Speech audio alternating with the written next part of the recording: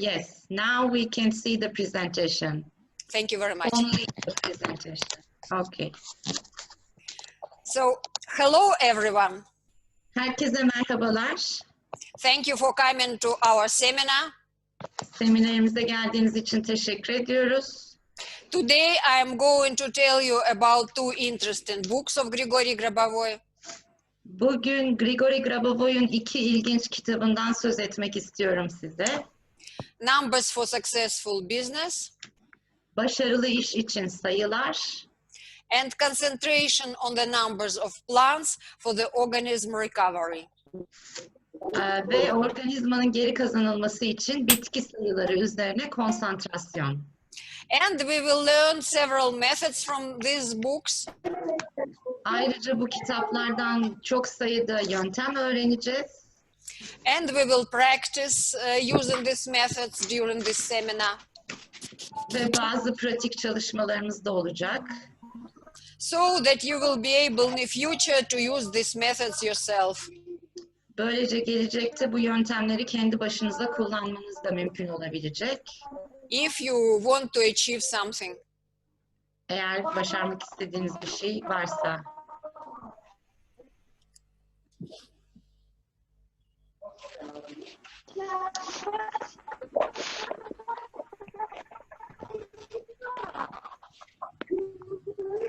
Olga, I don't know whether you hear it, but there's a background noise.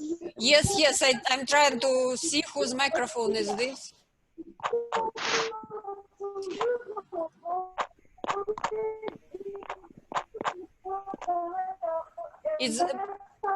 It will be difficult to speak for you and me if there is noise. I know.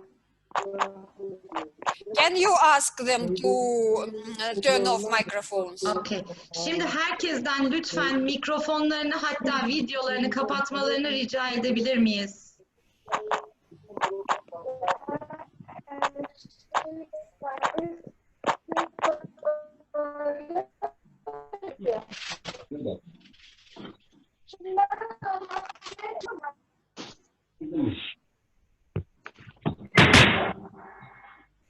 Please, we would like everyone to ask to turn off microphones because we have a lot of interesting methods to consider and it is necessary that everyone can hear them well. Lütfen herkesin iyi duyabilmesi için herkesten mikrofonlarını kapatmanızı rica ediyoruz. So I think there is no noise now and we can continue. Okay. So now we will continue to study the methods and I will be telling you about these two books. Şimdi hem yöntemleri çalışacağız bugün hem de size bu iki kitaptan söz etmek istiyorum. Numbers for Successful Business and Concentrations on the Numbers of Plants for the Organism Recovery. Başarılı iş için sayılar ve organizmanın geri kazanılması için bitki sayıları üzerine konsantrasyon. These two books contain a lot of methods which people use in their daily activities. Bu her iki kitapta insanların günlük faaliyetleri içinde kullandığı bir sürü yöntemi içeriyor. And I have these two books always near me on my desk. Ve size şimdi gösterdiğim bu iki kitap her zaman masamın üstünde benimle birlikte. And you can see that there are even a lot of stickers here. I have some special methods which I used more frequently. Hatta daha sık kullandığım yöntemlerin yanına etiketler yapıştırdım karıştırmamak için. And some of these methods I will give you. Bu yöntemlerden bazılarını bugün size öğreteceğim. And more will be studied at the next seminars which will be conducted in December and in January. Ve hem Aralık ayında hem de Ocak ayında yapacağımız seminerlerde daha fazla yöntemde birlikte çalışacağız zaten. Before coming directly to the seminar, I would like to introduce myself. Şimdi seminere başlamadan önce kendimi size tanıtmak isterim. My name is Olga Toloshnaya. İsmim Olga Toloshnaya. And I'm a teacher of the Education Center of Grigori Grabovoi. Ve Grigori Grabovoi Eğitim Merkezi'nde bir öğretmenim. And I'm a deputy director of Education Center for International Relations. Ve Eğitim Merkezi'nin uluslararası ilişkiler alanında da müdür vekiliyim aynı zamanda. And the director is Grigori Grabovoi. Müdürümüz de Grigori Grabovoi. I have about 20 years of experience of studying the methods of Grigori Grabovoi. Grigori Grabovoi yöntemlerini yaklaşık 20 senedir kendim de çalışıyorum.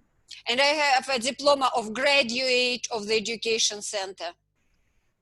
Ve eğitim merkezinden de aldığım bir diplomam var.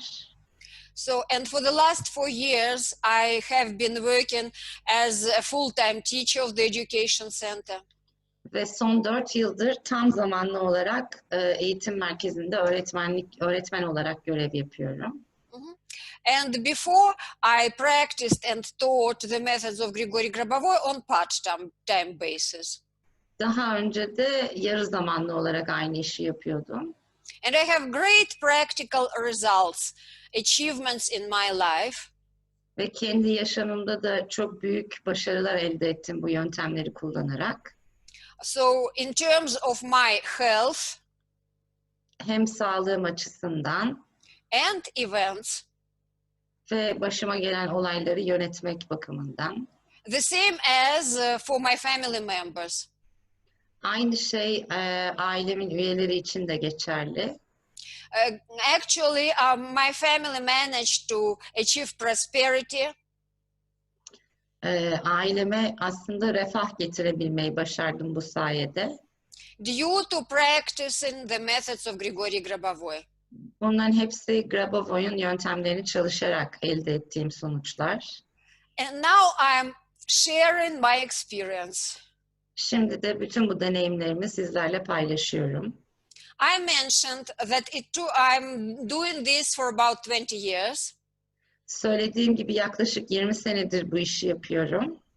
So, but you have now more opportunities to achieve the same quicker. Şimdi aynı başarıyı sizin biraz daha kısa sürede elde edebilmeniz mümkün. First of all, because I can teach you my experience and give exactly what is most necessary. Öncelikle ben kendi deneyimimle size en çok gerekli olan şeyleri seçip verebiliyorum. And according to the science of Grigori Grabovoi, Ve Grabovoi'un bilimine göre the more people study his knowledge, the easier for others to assimilate quicker and receive results quicker. Ne kadar çok insan eğer Grabovoi'un yöntemlerini çalışırsa kişi sayısı çoğaldıkça sonuç elde etme oranımız yükseliyor. And moreover, there are much more methods than I had when I started studying these teachings. Ayrıca ben çalışmaya başladığımdan beri çok fazla yöntem de eklendi zaten. There is also special equipment that helps to transfer this knowledge. Bu bilgiyi iletebilmek için özel ekipman geliştirildi. So there are a lot of opportunities for people to learn and practice this wonderful knowledge. Artık bu harika bilgileri bir sürü insanın hem öğrenme hem de kullanma olanağı doğdu. And now more and more people all over the world study these wonderful methods. Artık dünyanın her tarafında gittikçe daha çok insan bu muhteşem yöntemlerle çalışıyor. And each month or even 2 times a month, I conduct seminars for different parts and different countries of the world. Ve her ay hatta bazen ayda 2 defa dünyanın değişik yerlerinde seminerler düzenliyorum ben de. For example, a week ago, I returned from Canada. Mesela bir hafta önce Kanada'dan döndüm. Where I conducted seminars for many people in several cities of Canada. Orada da Kanada'nın birçok şehrinde çok sayıda insan için seminer verdim. So before Canada, I had online seminars for Brazil. Kanada'dan önce de Brezilya'da online seminerler düzenledim. and for Turkey as well in October. Ekim ayında Türkiye'de de aynını yaptık. In September, I had an international seminar in Belgrade, Serbia. Eylül ayında Belgrad'da, Sırbistan'da uluslararası bir seminer verdim. And so people get great results at the seminars. Seminerlerde herkesin çok iyi sonuçlar aldığını biliyorum. Because it is easier for me to transfer this knowledge. Çünkü böylece benim bu bilgiyi iletebilmem daha kolay oluyor. Since what I transfer is based on my personal experience. Çünkü ne aktarırsam bunların hepsi benim kişisel deneyimlerimden geliyor. And if to speak about this book, Numbers for Successful Business, Başarılı iş için sayılar kitabından söz edecek olursak, this book is written by Grigori Grabovoi for any person to achieve prosperity.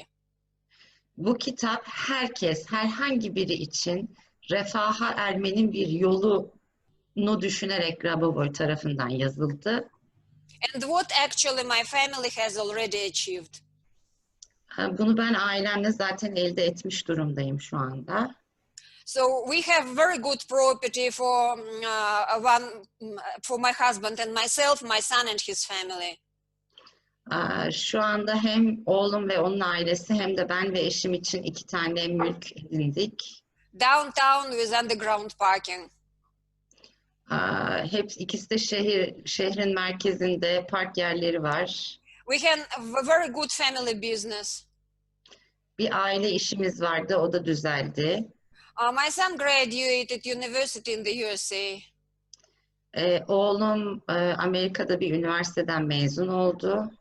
And I tell you about this not because I want to boast. Bunu size hava atmak amacıyla söylemiyorum elbette. But to tell you that all of you can achieve the same. Size sadece her birinizin bütün bunları sizlerin de elde edebileceğine ikna etmeye çalışıyorum. By studying and practicing these methods. Bu yöntemleri çalışarak ve sürekli tekrar ederek ben bunları elde edebildim. Because when I started studying these methods, çünkü ben bu yöntemleri çalışmaya başladığım zaman we were in a very poor financial state because of the crisis. Ülkemizdeki kriz sebebiyle mali durumumuz çok berbat haldeydi. And the practice of the methods brought us to a very good condition. Ve bu yöntemler bizi çok iyi bir yere taşıdı. So I wish everyone to achieve the same. Herkesin aynı başarıyı elde etmesini diliyorum. And we'll be transferring this knowledge with the help of our wonderful organizer. Ve bu bilgiyi de bu harika organizatörümüz sayesinde size yayma fırsatını elde ettim. Gülşat. And our wonderful translator, Özge. No, that I won't translate, Olga. So, because translation is very important, and I know that Özge is transferring very exactly, very accurately. Thank you. That is very, very kind of you. Thank you. But please tell them. Bir de benim tercümemi övüyor burada. Teşekkür ediyorum ben de kendisine. So we actually created such a team that will be transferring knowledge to Turkey. Böylece Türkiye'ye bu bilgiyi yaymak üzere küçük bir ekip haline geldik bizler.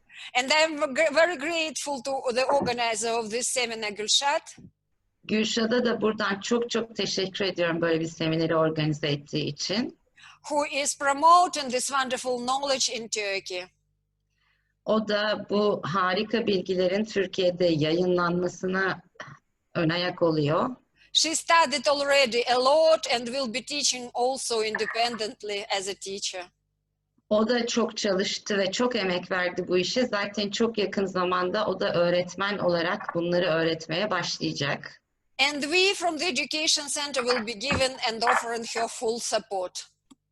Ve bizler de eğitim merkezi olarak olduğu gibi Gülşat'ın arkasındayız bütün bu çabalarında. So now Gülşat may tell several words of greetings to the participants. Şimdi Gülşat, senin söylemek istediğin bir şey varsa bir önce mikrofonunu aç da seni dinliyoruz Gülşat. Sesim geliyor değil mi? Geliyor. Tamam. Ben teşekkür ediyorum. Grabovoi sisteminin Türkiye'de en güzel şekilde yayılıp herkesin bu sistemden Olga'nın az önce anlattığı gibi muhteşem bir şekilde faydalanması için elimizden geleni yapıyoruz ve yapmaya da devam edeceğiz. Desteklerinden dolayı ben Olga Hanım'a çok teşekkür ediyorum. Tabii ki sana da. Olga, she's thanking you for all the support that you have provided for her. Thank you very much. And I want to add here one more thing. Burada bir şey daha eklemek istiyorum. Gülşat is the first person in Turkey who acquired the machine of Grigori Grabovoi device PK1U. Zaten Gülşat Türkiye Cumhuriyeti'nde Grabovoi'un PRK1U cihazını satın almış olan tek kişi, ilk kişi. You can see it in her screen, blinking, and the machine is working now. Zaten ekranda arkasında makinenin ışıkları yanıp sönüyor, görebilirsiniz. And you can see the same on my screen. Benim ekranımda da biraz daha uzakta arkamda görebilirsiniz. This is my machine working and is helping me to transfer knowledge to the audience. Şu anda benim makinem sizlere bu bilgiyi aktarabilmem için bana yardımcı oluyor. This is a very, very important device, invention of Grigori Grabovoi. Bu cihaz Grabovoi'nin çok önemli icatlarından biri. And in the end of the seminar, we will all concentrate on this device online. Seminerin sonunda online olarak bir cihaza hep birlikte bağlanacağız zaten. Konsantrasyon çalışması yapmak üzere. On the device which is in the office of Grigori Grabovoi and appointed for group concentrations. Grabovoi'nin ofisinde yer alan ve grup konsantrasyonları için kullanılan bir cihazımıza online olarak birlikte bağlanacağız. So, and to explain what this machine is, it is necessary to tell several words about the invention of Grigori Grabovoi. Makinenin nasıl bir şey olduğunu anlatmak için önce Grabovoi'nin icatlarından birazcık söz etmek istiyorum. The great invention and discovery of Grigori Grabovoi is in the following. Grabovoi'nin en büyük icadı ve keşfi hatta şimdi size anlatacağım alanda oldu aslında. Grigori Grabovoi discovered first in the world that when we are thinking, we produce light radiation. Grabovoi aslında bizler düşünürken bir ışık yaydığımızı keşfetmiş ilk kişi. Olga, may I interrupt you and mention that this slide is Spanish on the other side? Excuse me. Okay. Please apologize.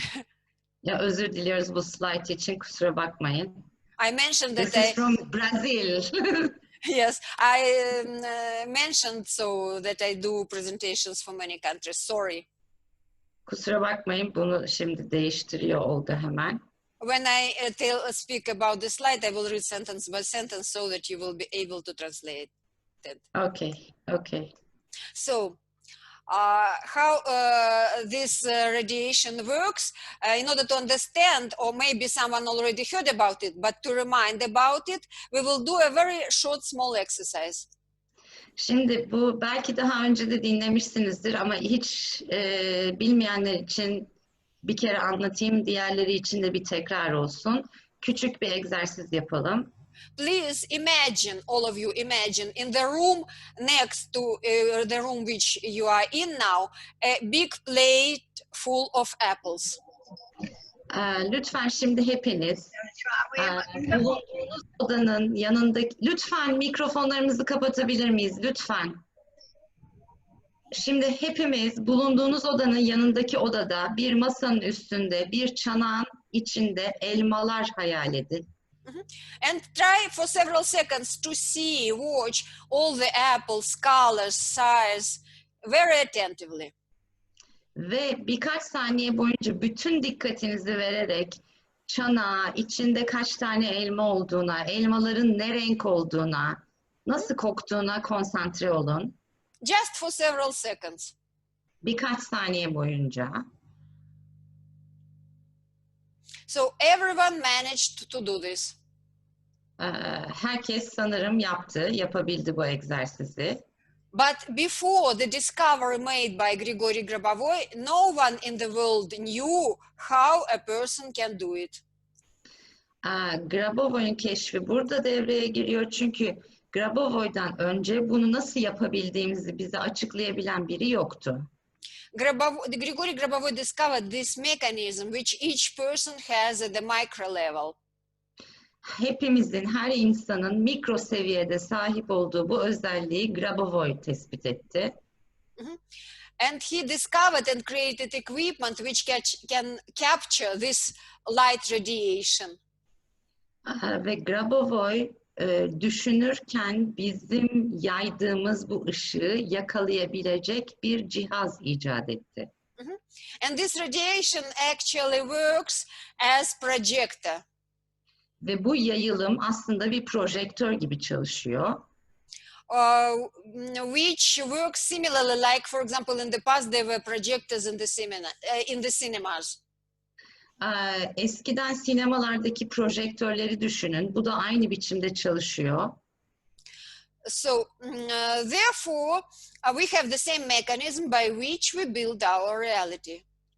Dolayısıyla gerçekliğimizi inşa ettiğimiz aynı eski sinemalardaki projektörler gibi bir sistemimiz var aslında.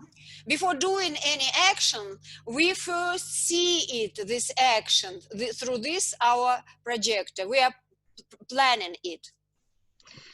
Bir şeyi planlarken daha başımıza gelmeden önce aslında bu projektörümüzle görebilme özelliğine sahibiz. So, and if to, now since we know how it works, if to use it properly with the special methods, we can build our reality successfully. Ve nasıl kullanacağımızı ve hangi yöntemlerle yapabileceğimizi öğrenirsek, gerçekliğimizi başarıyla inşa edebilmemiz mümkün olacak. And moreover, build successfully such reality which we want. Ve bunun da ötesinde istediğimiz gerçekliği inşa edebilmemiz mümkün olacak. And Grigori Grabovoi gives us method to train this our apparatus. Ve sahip olduğumuz bu aparatı nasıl eğiteceğimize dair yöntemleri bize Grabovoi veriyor zaten. Aynı şekilde. Bu da diğer banyo kadar aslında büyük bir alan. So, and these methods are concentration exercises. Bu yöntemlerin tümüne de konsantrasyon egzersizleri diyoruz. If we concentrate correctly on our goals, eğer hedeflerimiz üzerine doğru biçimde konsantre olursak, we achieve our goals quickly. Hedeflerimizi daha çabuk elde ediyoruz. Olga, you finish all your sentences. Okay, I forgot, thank you. Okay, so, and in each book, with the number sequences, Grigori Grabovoi gives specific methods. İçinde rakam sekansları bulunan her bir kitapta Grabovoi özel yöntemler veriyor bize. So, and in order to carry out these methods, we have to do two things. Bu yöntemleri uygulayabilmek için iki şey yapmamız gerekiyor. First of all, we have to have the goal. Önce bir hedef koymamız gerekiyor. And we have to think about it. Ve bu hedef üzerine düşünmemiz gerekiyor. Because this apparatus at the micro level works when we are thinking. Çünkü mikro seviyede sahip olduğumuz bu aparat biz düşünürken sadece çalışıyor. And when we are thinking about the goal, ve hedef üzerine düşünürken we are building our future event. Gelecekte başımıza gelecek olayları da inşa etmiş oluyoruz. And therefore, when you will have your goal, it is necessary to have it as if it is already being fulfilled. Dolayısıyla kendinize bir hedef koymaya başladığınızda sanki o hedefi zaten elde etmişsiniz gibi düşünmeniz gerekiyor. So therefore, the goal will be set, for example, like that. I'm buying a new machine. Mesela hedefleri şöyle koymamız gerekiyor. Ben yeni bir makine alıyorum. As if you are getting it already now. Sanki şu anda alma sürecine başlamışsınız gibi düşünmeniz gerekli. And moreover, this light should be very strong. Onun dışında bu ışık da dolayısıyla yaydığımız ışık da güçlü olmalı. And it is strong when you first concentrate, for example, on some big goals. Ve ne kadar büyük bir hedefe konsantre olursanız ışık o kadar güçlü oluyor. For example, first on prosperity of your country. Mesela ülkenizin refahı üzerine konsantre olun. Or prosperity of the whole world. Ya da bütün dünyanın refahı üzerine konsantre olun. In this case, you will create great light which will go to the whole country, to the whole land. Böyle büyük bir hedefe konsantre olduğunuz zaman bütün memlekete ya da bütün dünyaya yayılacak kadar büyük bir ışık yaymaya başlıyorsunuz. And then you will add your own goal. Bunun ardına da kendi küçük hedefinizi eklemelisiniz. And in this great light which you preliminary produced, there will be more light for your goal to be implemented faster. Dolayısıyla ilk önce yarattığınız bu büyük hedefin yansıttığı büyük ışıkla sizin kendi küçük hedefiniz de daha fazla aydınlanmış olacak. Therefore, one of the most important recommendations of Grigori Grabovoi is to concentrate first on global goals. Dolayısıyla Grigori Grabovoi'un verdiği bize ilk tavsiye önce evrensel bir hedefe odaklanmamız. And we will try to do, I will show you how to do it on this number sequence. Şimdi ekranda gördüğünüz rakam sekansı üzerinde bunu nasıl yapacağımızı size öğreteceğim. The number sequence which is here is realization of eternal development through economic sphere. Bu sekansın adı sonsuz kalkınmanın ekonomik alanda gerçekleştirilmesi. This concentration can be used before, for example, in any of your personal affairs, when you buy something, when you do some financial actions. Bu kendi kişisel alanınızda da herhangi bir şey alırken ya da parayla ilgili herhangi bir faaliyet gösterirken kullanabileceğiniz bir sayı. But first, for example, it is necessary to think and concentrate on the economic prosperity of your country. Ama önce kendi ülkenizin ekonomik refahı üzerine kalkınmanızı hep öğütlüyoruz. And then on your own goal. Bunun ardından kendi hedefinize odaklanmalısınız. Olga, can I ask you to mute everyone because people started unmuting themselves again. I can barely hear you. I muted one person, maybe it will go. Because if I mute everyone, you will be muted as well. It is difficult to unmute. Okay. I think it's better now. I muted Okay. So now we continue. And so you understand now that when we concentrate on global goals, the light which is building your goal is stronger. Dolayısıyla şimdi daha büyük, daha evrensel, küresel bir şeye odaklandığımızda kendi küçük hedefimizin ışığının da daha güçlü olacağını öğrendik. And therefore, we'll set the goal like this. Dolayısıyla ilk hedefimizi böyle belirliyoruz. Eternal development of Turkey through economic sphere, and I'm buying a new car. Mesela Türkiye'nin ekonomik alanda kalkınmasını istiyorum ve kendime yeni bir araba alıyorum. Then we concentrate on the numbers 289 471 314 917. Ardından da bu rakam sekansına odaklanıyoruz. 2, 8, 9, 4, 7, 1, 3, 1, 4, 9, 1, 7. And you can notice here between the numbers spaces. Burada dikkat ederseniz rakamlar arasında bırakılmış boşluklar var. And in this book, Numbers for Successful Business, Grigori Grabovoi gives the following recommendation. Bu başarılı iş için sayılar kitabında bu boşluklarla ilgili olarak Grigori Grabovoi şöyle bir tavsiyede bulunuyor. This recommendation refers to these empty spaces. Bu söyleyeceğim tavsiye bu boşluklarla ilgili. When you concentrate on the numbers, Rakamlara konsantre olduğunuz zaman you should also stop, make a stop here and continue concentrating on your goal. boşluk gördüğünüz yerde durmalı ve hedefinize odaklanmalısınız. Ardından sayılarla devam etmelisiniz.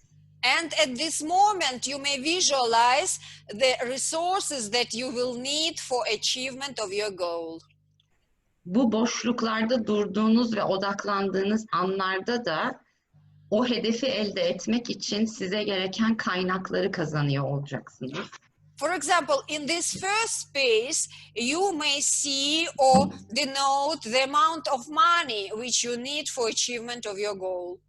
Mesela ilk boşlukta, sayıların arasındaki ilk boşlukta bu hedefi elde edebilmeniz için size gerekli olan parayı bir resim gibi görebilirsiniz. And in the second space, you may see or visualize your prosperous country with happy people. İkinci boşlukta ise ülkenizi içinde mutlu insanların yaşadığı refah içinde bir ülke olarak hayal edebilirsiniz. Everyone knows that in order to achieve good economic goals, it is better to do it in prosperous country. Herkes de bilir zaten ekonomik bir hedef koyduğunuz zaman kendinize bunun refah içinde bir ülkede elde edilmesi zaten daha kolaydır. So I made in the book, there are no pictures. In this book there are no pictures. Bu kitapta aslında hiç resim yok. I use this picture just for explanation. Bu resmi sadece size anlatabilmek için ben yaptım ve kullanıyorum. And when you will work with your personal goal, you may visualize or concentrate on your own ideas what you need. Siz kendi konsantrasyon çalışmalarınızda kendi istediğiniz gibi düşünüp buraya kendinize uygun her türlü görüntüyü ekleyebilirsiniz hayalinizde. For example, in this space, you can visualize a piece of land which you need to construct your house. Mesela evinizi inşa etmek için size gerekli olan arsayı burada düşünebilirsiniz. And in this, for example, the city where you live, where all people are happy. İkinci boşlukta ise içinde yaşadığınız şehri içindeki herkesin mutlu olduğu bir biçimde hayal edebilirsiniz. This is just the logic how to do this concentration. Ben size bu resimde sadece konsantrasyon çalışmasını nasıl yapmanız gerektiğinin mantığını anlatabilmek için kullanıyorum. Now we will do this concentration together, but each of you will have your own personal goal. Şimdi bu konsantrasyon çalışmasını birlikte yapacağız. Herkesin tabii kendi kişisel bir maddi hedefi olacak. This may be purchase of a car, of a house, building business. Bu bir iş kurmak olabilir, bir ev almak, bir araba almak olabilir, kişisel hedefiniz. But the logic of concentration will be like that which I explained. Ama konsantrasyon çalışmasının ve yönteminin mantığı şimdi anlattığım gibi çalışıyor. And now we will concentrate on the numbers. I will be reading and Özge will be repeating the numbers and we will make stops. Şimdi ben size rakamları okurken siz lütfen konsantre olmaya çalışın. Durduğumuz yerde de dediğimiz gibi resimler hayal edin gözünüzün önünde. And while we're making stops, you should visualize something what is intermediate for you before getting the final result. Ve siz kendi kişisel hedefiniz için biz durduğumuz yerlerde kendi hedefinizi elde etmek için gerekli olan bir görüntüyü gözünüzün önüne getirin. And you should also, of course, keep in mind always the final goal. Ama tabii ki nihai hedefi her zaman aklınızda tutuyor olmanız gerek. So now let's do it. Şimdi yapalım. 2, 8, 9. 2, 8, 9. Bugün internet listesi de burada. 4, 7, 1. 4, 7, 1.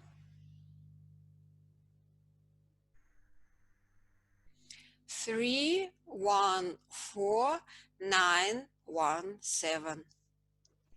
3, 1, 4, 9, 1, 7. And we are continue for some time more thinking and visualizing that we are getting what we want. Ve istediğimiz şeyi elde ettiğimizi düşünerek bir süre konsantre olalım. And now we know what is happening when we are thinking like this.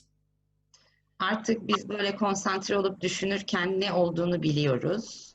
In our thinking, we build the picture of our future events. Düşünürken yaydığımız ışıkla gelecekte başımıza gelecek şeyleri aslında inşa ediyor oluyoruz. And numbers on which we simultaneously concentrate help us to achieve this goal quicker. Ve bu konsantrasyon sırasında eş zamanlı olarak düşündüğümüz sayılar hedefimize daha çabuk ulaşmamızı sağlıyor. Because we know that we are producing light when we are thinking. Çünkü artık düşünürken bir ışık yarattığımızı biliyoruz. And the light has always some physical properties. Ve ışığın her zaman fiziksel özellikleri var. And by concentrating on a number sequence, we give necessary physical properties to light exactly for achievement of this goal. Ve bir rakam sekansına konsantre olduğumuzda yaydığımız ışığa ihtiyacı olan bütün bu fiziksel özellikleri biz eklemiş oluyoruz. For example, buying something in economically prosperous country. Mesela ekonomik olarak refah içinde bir ülkede bir şey satın almak. So, and according to Grigori Grabovoi, when we are doing such concentration exercises, Grabovoi'ye göre böyle konsantrasyon egzersizleri yaptığımız sırada we are working on our goal hem hedefimiz üzerinde çalışıyoruz and we simultaneously train this mechanism eş zamanlı olarak da bu mekanizmayı eğitiyoruz bir taraftan. which produces this light and builds our events. Ve böylece ışığımızı yaratan ve gerçekliğimizi inşa eden ışık üzerinde de çalışmış oluyoruz. And several words about the development of man, which Grigori Grabovoi describes. Ve insanın gelişimi konusunda Grabovoi'un yaptığı tanımlardan birkaç tane size okumak isterim. And now I will read sentence by sentence. Okay, so Okay. we are witnessing a rapid advancement of science and technology, and this advancement is occurring at ever accelerating pace. Şu anda hem bilim hem de teknoloji alanında çok hızlı gelişmelere tanık oluyoruz. Ve bu gelişmeler bizim tahayyül bile edemeyeceğimiz bir süratle gerçekleşiyor. But let us ask ourselves, what is happening to man himself? Is he evolving? Ama durup kendimize soracak olursak, insana ne oluyor? Gelişiyor mu? And if yes, then in which respect? Eğer gelişiyorsa hangi anlamda gelişiyor? What should generally man's growth, his progress, his evolution be attributed to? İnsanın büyümesi, gelişmesi, evrimleşmesi neye atfedilebilir bir durumdur? In actuality, the development of man, his improvement, involves the evolution of his consciousness. Gerçekte insanın gelişmesi demek bilincinin evrimleşmesi anlamına gelir. Olga, just a second. Fahriye Hanım, şu mikrofonunuzu lütfen kapatır mısınız? I muted. Okay. So now by doing these exercises, Şimdi bu egzersizleri yaparak we develop our consciousness and achieve our goals simultaneously. eş zamanlı olarak hem bilincimizi geliştiriyoruz hem de hedeflerimizi elde ediyoruz. And the more people do it all over the world, the better is achievable for each person. Ve dünyada ne kadar çok insan hedeflerine ulaşmak için çalışma yaparsa her birimiz için hedeflerimizi elde etmemiz daha kolay hale gelecek. And now I will show you another very useful for all people method. Şimdi herkesi için çok faydalı bir yöntem daha anlatacağım. Protection of the earth and natural and or man-made objects on earth. Dünyanın ve dünyadaki doğal ya da insan yapımı nesnelerin korunması. So the number sequence is 914712 8191984. Bu rakam sekansı 914712 8191984. This number sequence can be used, for example, for prevention for protection from earthquakes or any natural disasters. Bu rakam sekansı depremlerden korunmak için kullanılabilir. Her türlü doğal afetten korunmak için kullanılabilir. Many of us in Turkey as well, people live in seismic dangerous areas. Türkiye'de dahil olmak üzere dünyada birçok ülke sismik zonda yer alıyor. And of course, everyone wants to protect his house. Elbette herkes evini korumak ister. I also live in Kazakhstan where we have seismic zones. Ben de Kazakistan'da yaşıyorum. Orada da sismik faaliyetler mevcut. And I regularly concentrate on this number sequence to ensure that my house is safe. Ve evimin güvenli olmasını garanti altına almak için düzenli olarak bu sekans üzerine konsantrasyon çalışması ben de yapıyorum. And you can do the same because it is very important before you achieve anything to be sure that it will be safe. Ve herhangi bir şey elde etmeden önce en azından sağlam tutabilmek için bu çalışmayı yapmanızı tavsiye ederim. So, and now we will all together will concentrate on this number sequence to ensure that the house where you live and all houses around are safe and not destroyed, or there are no intrusions, some kind of thieves in them. Şimdi içinde yaşadığımız evlerimizin güvende olması ve sağlam kalması, içine hırsız girmemesi, deprem olmaması, hiçbir doğal afete maruz kalmaması için bu rakam sekansı üzerine hep birlikte konsantrasyon çalışması yapacağız. So my house, the goal will be my house and all houses in my city are safe and protected. Şimdi hedefimiz şu olacak. Benim evim ve yaşadığım şehirdeki bütün evler güvenli ve koruma altında olsun. Then you concentrate on the numbers 914712. Ardından da bu rakam sekansına konsantre oluyoruz. 914712. And here in this gap, you visualize your own house, which is beautiful and safe. Şimdi rakam sekansının arasındaki bu boşlukta kendi evinizi güzel, sağlam, güvenli olarak hayal edin. And you spread some light on this house. Ve bu hayalinizdeki bu resim üzerine bir ışık yansıtmaya çalışın. And from your house, you watch how the light goes to all the houses around your house. Ve sizin evinizden etraftaki bütün evlere bu güzel ışığın yansımasını düşünün. Then 819. Ardından 819 üzerine konsantre oluyoruz. You watch your whole city with beautiful houses and happy people. Bütün şehri içinde güzel insanlar, mutlu insanlarla içinde yaşadığınız şehri bu boşlukta hayal edin.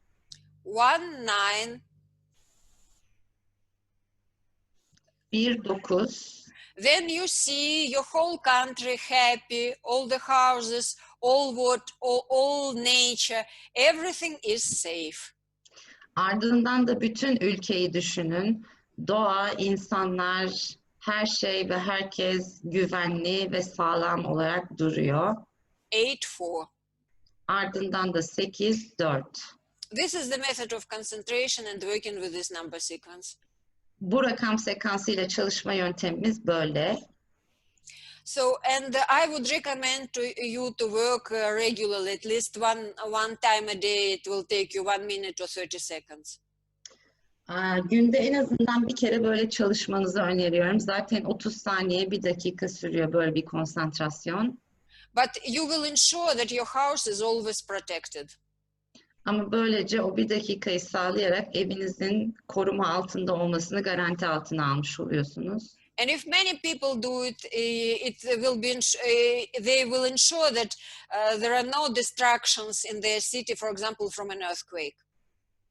Daha çok insan yaparsa mesela bir şehrin depremden korunması o kadar fazla sağlanmış olur. So, and many people in many countries practice this method. Dolayısıyla benim bildiğim kadarıyla birçok ülkede, birçok şehirde insanlar bu yöntem üzerine konsantrasyon çalışması yapıyorlar zaten. For example, in summer there was an announcement that a hurricane of the 5th grade was coming to Florida. Mesela geçen yaz Florida'ya 5. derece gücünde bir tufanın yaklaştığı söylendi. And it was announced that because of this, President Trump canceled his trip to some other countries. Hatta bu fırtına sebebiyle Trump yapacağı bir takım yurt dışı gezileri iptal etti. And many people in America started to concentrate on this and number sequence to prevent the hurricane. Ve fırtınayı durdurmak üzerine Amerika'da birçok kişi bu rakam seansı üzerine bir konsantrasyon çalışması yaptı. So, and actually there were no severe distractions reported in Florida this summer. Ve bu sayede de Florida'da en azından rapor edilen büyük bir zarar olmadan atlatıldı fırtına. There was some hurricane, some storm, but no major distractions. Bir fırtına elbette oldu ama büyük bir yıkım olmadan içinden çıkılması sağlandı. This is because many people concentrated using this method. Çünkü çok fazla insan aynı yöntemle konsantre oldu. And now we will do it all together. Şimdi bunu hep birlikte yapacağız. We will read the numbers.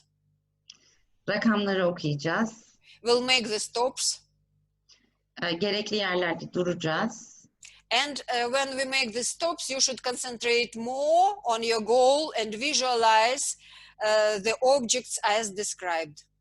Durduğumuz yerlerde hem hedefiniz üzerine daha fazla konsantre olmanızı rica ediyorum, hem de bir görselmiş gibi onu karşınızda gerçek gibi görmeye çalışmanızı istiyorum. Now let's start. Şimdi başlayalım. 9-1-4-7-1-2. 9, 1, 4, 7, 1, 2. 8-1-9. 8, 1, 9. 1-9. 1, 9. 8-4. 8, 4.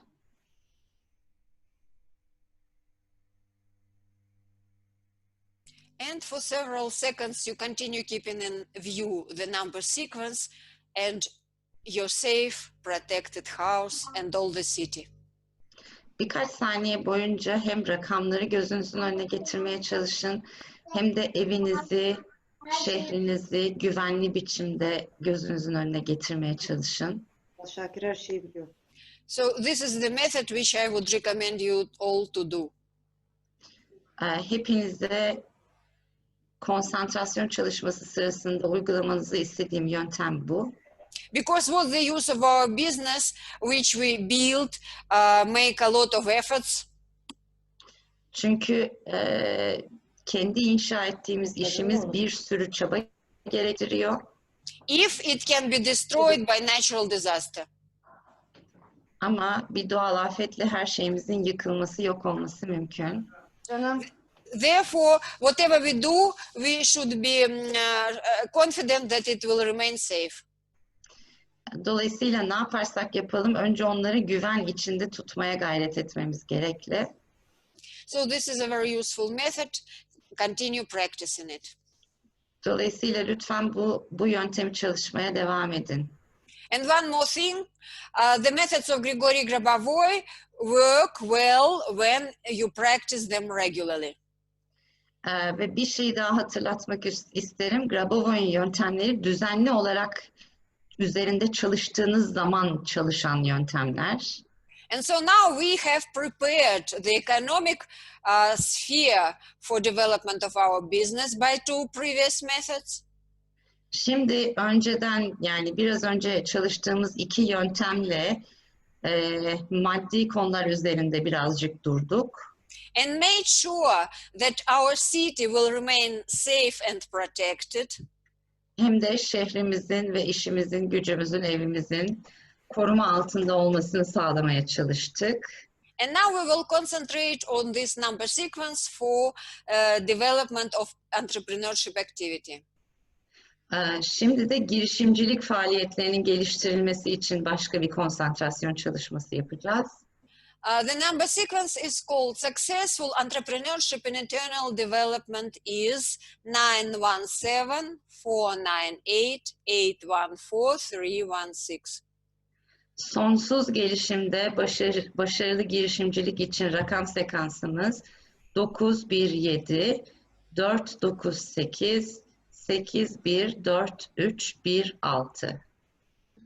And we will do this now. You can do this number sequence for your own business. Bunu var olan kendi işiniz için de kullanabilirsiniz. You can do it for the company where you work if you work for someone's business. Eğer başka birine ait bir şirkette çalışıyorsanız o şirket için uygulayabilirsiniz. To ensure that you achieve success in that business. Böylece yaptığınız işte başarıyı garanti altına almış oluyorsunuz. Or you may concentrate for your future business which you will create. Ya da gelecekte kuracağınız işiniz üzerine konsantre olabilirsiniz. So you can set any goal. This is the general goal which is shown here. Burada verdiğimiz rakam sekansı genel hedefler için bir sekans. But you can set here your personal goal. Ama bu sekansı kullanarak kişisel hedefiniz üzerine de odaklanabilirsiniz. And concentrate the same way as we used in the previous methods. Ve daha önceki yöntemlerde konsantre olduğumuz gibi bu rakam sekansı üzerine de çalışabilirsiniz. And on these spaces, you should visualize or think what you need to achieve. Ve sekans arasındaki boşluklarda yine bir önceki yöntemde olduğu gibi elde etmek istediğiniz şeyi hayal edin. Or what you need to have for achievement of your goal. Ya da koyduğunuz hedefi elde etmek için neye ihtiyacınız varsa bu boşluklarda onu tahayyül edin. And now you have to, in order to develop our consciousness, you have to visualize yourself. Şimdi bilincimizi geliştirebilmek için bütün bunları görsel, resimlermiş gibi hayal edebilmeniz gerekiyor. Now without the pictures. Şimdi resimler olmadan aynı çalışmayı yapıyoruz. And now all together, first of all, prepare your goal. Şimdi hepiniz hep birlikte önce kendinize bir hedef hazırlayın.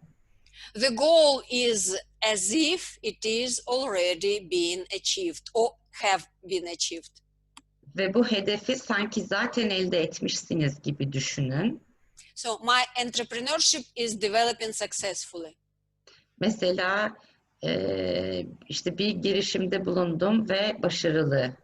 Or I achieved great success in my entrepreneurship.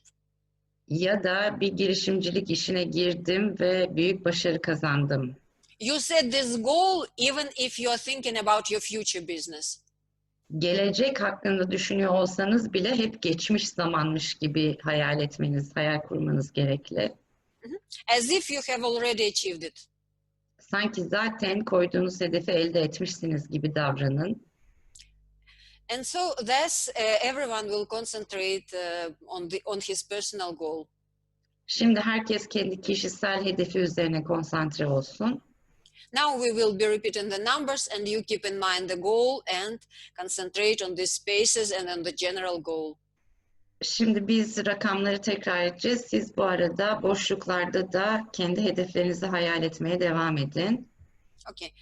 917 917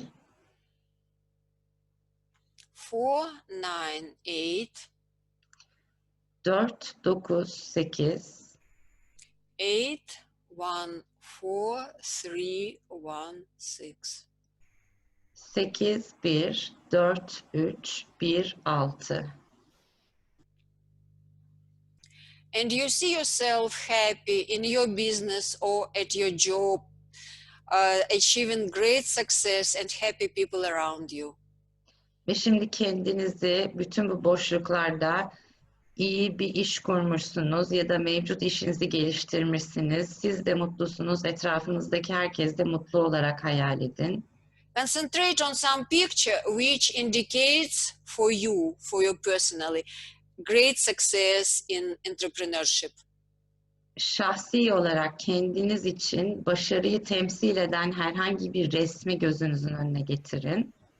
And look again at this number sequence and mentally pronounce the numbers. Ve tekrar bu rakam sekansına bakın ve içinizden sürekli bu sekansı tekrar edin. Several seconds.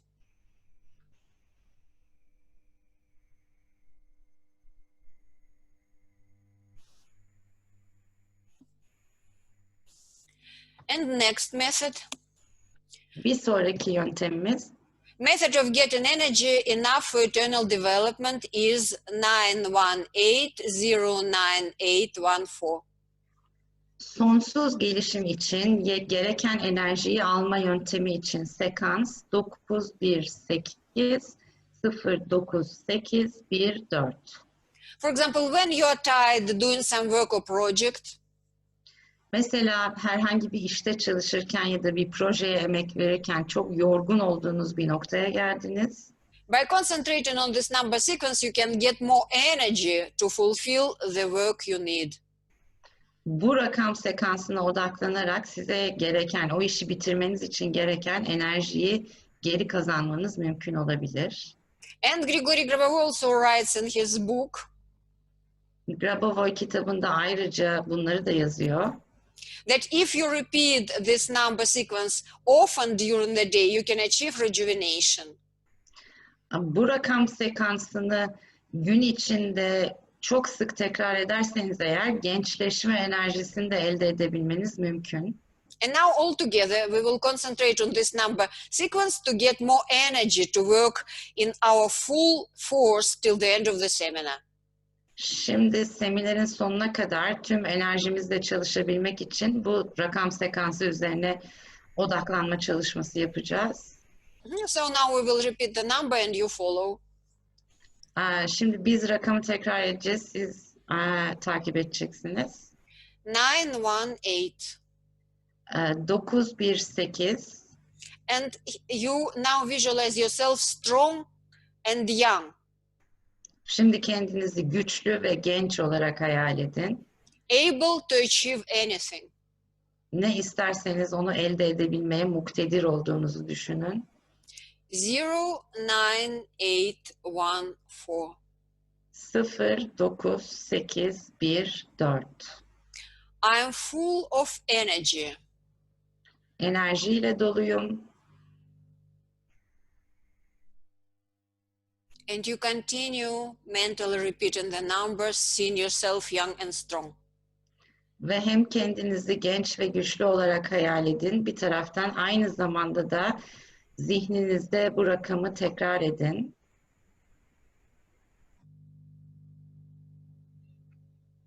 So this is a very, very useful method. Bu çok son derece kullanışlı bir yöntem. Usually I do it in the beginning of the day when I have a lot of things to do.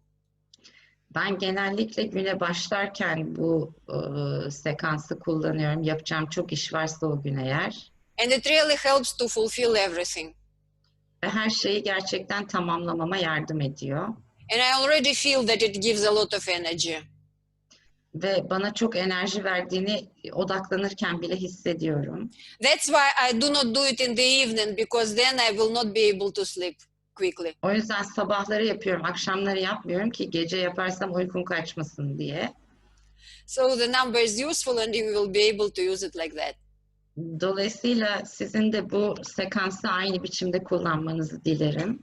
So these methods which we have done now are from the first part of the book, which gives general methods. Şimdiye kadar yaptığımız konsantrasyon çalışmaları kitabın ilk bölümünden. Kitabın ilk bölümü genel hedeflere yönelik.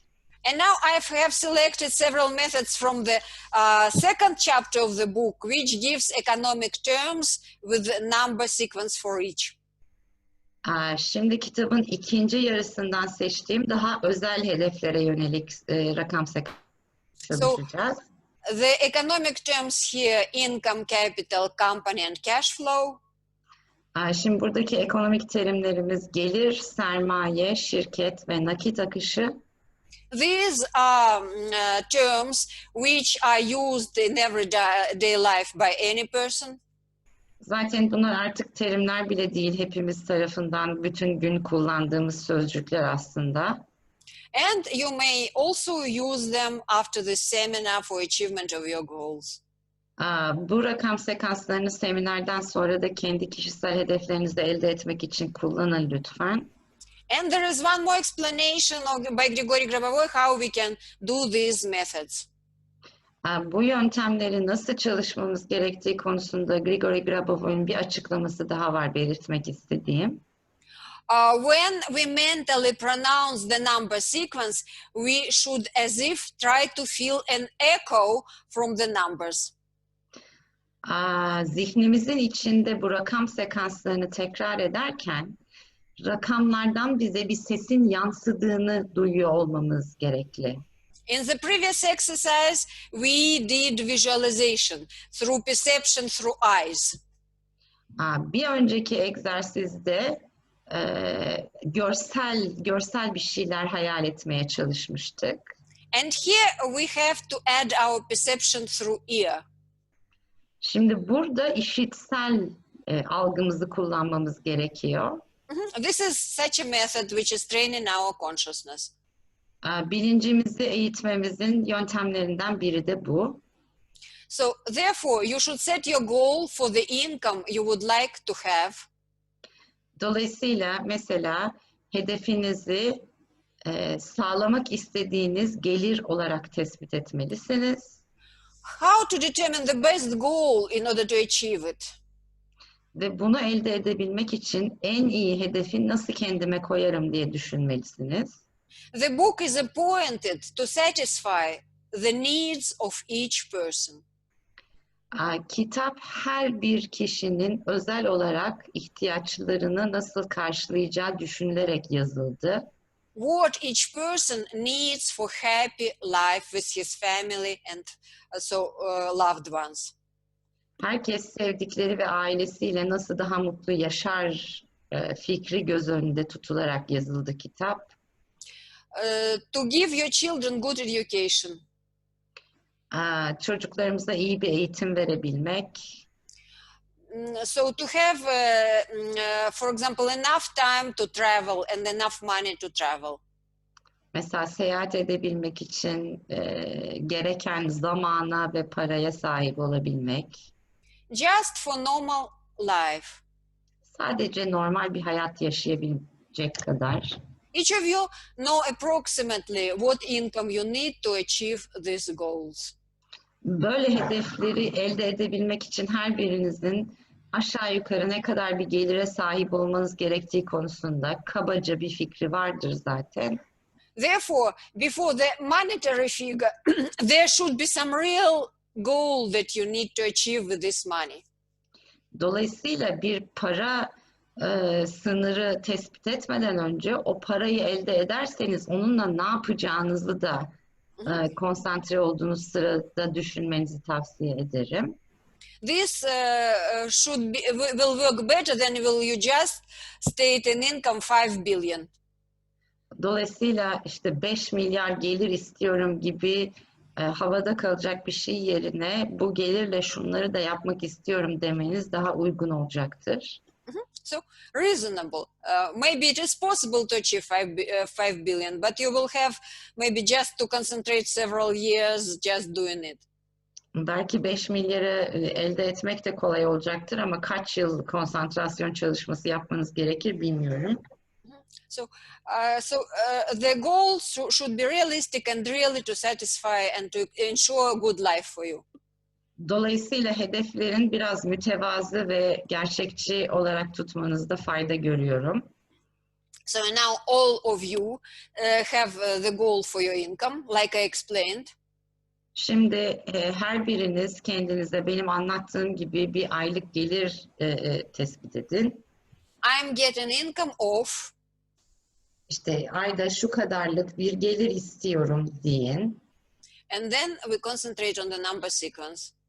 Ardından da rakam sekansına konsantre olun. And when we mentally pronounce the numbers, try to feel the echo. Ve biz buradan rakamları size okurken o sesin yansımasını hissetmeye çalışın. 5, 5, 8, 8, 9, 9, 3, 3, 1, 1, 7, 7, 3, 3, 1, 1, 8, 8, 6, 6, 1, 1, 4. 4. And you keep in mind your goal for several seconds more. Ve birkaç saniye boyunca hedefinizi düşünmeye devam edin.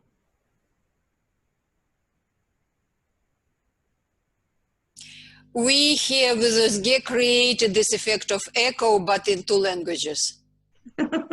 Biz şimdi 2 dilde bu ekoyu sizin için yarattık ama You should feel exactly the same, but in 1 language when you pronounce. evet, bu aynı, tam bunu demek istiyordum. Aynı ekoyu, aynı yankıyı tek dilde duymaya çalışın siz. But anyway, even in 2 languages, it will work well because we also concentrate on these numbers. 2 dilde bile aslında iyi çalıştı. Now we will do the same for capital. Şimdi aynı şeyi sermaye için yapacağız.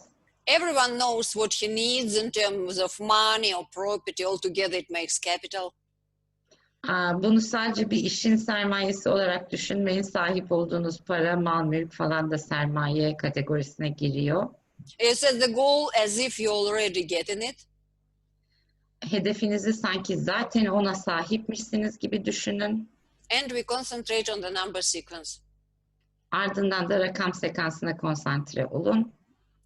6, 6, 9, 9, 8, 8, 3, 3, 1, 1, 4, 4, 2, 2, 1, 1, 9, 9, 4, 4, 7. 7. And you continue thinking about your goal, Siz hedefiniz üzerine düşünmeye devam edin. keeping in view the number sequence. Rakam sekansını da gözünüzün önünden ayırmayın. And now company.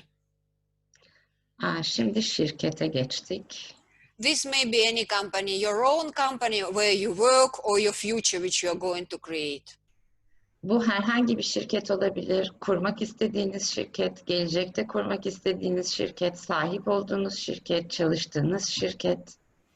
So you set your goal Önce hedefinizi koyun. as if you're already achieving it.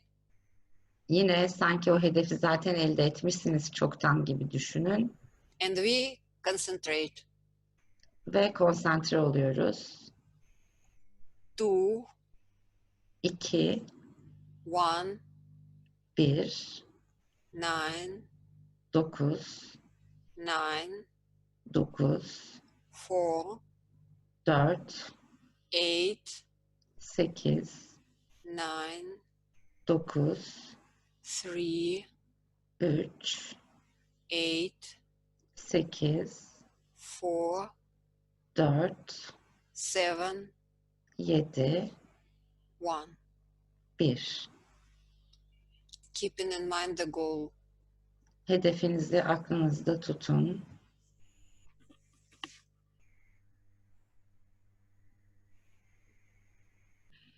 And now cash flow. Şimdi nakit akışı.